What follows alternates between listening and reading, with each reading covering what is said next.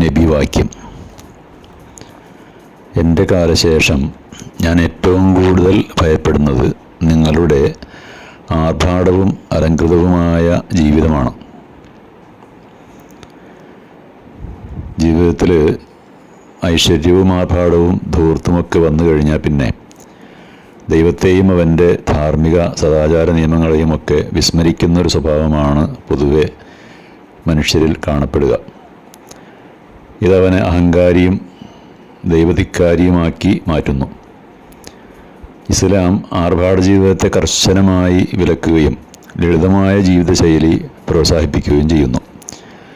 അത്യാവശ്യ കാര്യങ്ങൾക്കും അനുവദനീയമായ സന്തോഷങ്ങൾക്കും പരിമിതികളില്ല എങ്കിലും അമിതവ്യയം, അതേപോലെ മറ്റുള്ളവരെ കാണിക്കാനുള്ള ആഡംബരം എന്നിവ ഇസ്ലാമിക വിരുദ്ധമാണ്.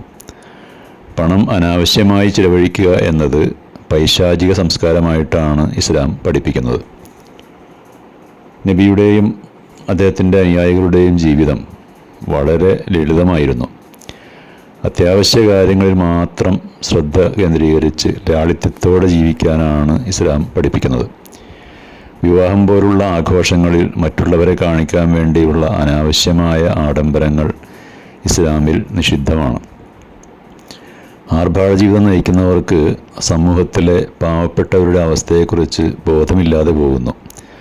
അതിനാൽ സാമ്പത്തിക വിനിയോഗത്തിൽ വളരെയധികം സൂക്ഷ്മത പുലർത്തേണ്ടതുണ്ട്. ഐഹിക ജീവിതത്തിൻ്റെ ക്ഷണികതയും മനുഷ്യൻ്റെ നിസ്സാരതയും മനസ്സിലാക്കുന്നവർക്ക് ഭൗതികതയുടെ വർണ്ണശബളിമയിൽ മയങ്ങി ജീവിക്കാൻ കഴിയില്ല. ഭൗതിക സുഖങ്ങൾ എത്ര കണ്ട് വർദ്ധിക്കുന്നുവോ അത്ര കണ്ട് ദൈവചിന്തയിൽ നിന്ന് മനുഷ്യൻ അകന്നു പോകാനുള്ള സാധ്യത കൂടുതലാണ്. അതുകൊണ്ടാണ് എൻ്റെ കാലശേഷം ആർഭാടപൂർണവും അലങ്കൃതവുമായ ജീവിതം നിങ്ങൾക്ക് മുമ്പിൽ തുറക്കപ്പെടുന്നത് ഞാൻ ഏറ്റവും ഭയപ്പെടുന്നു എന്ന് നബി പറയാനുണ്ടായ കാരണവും.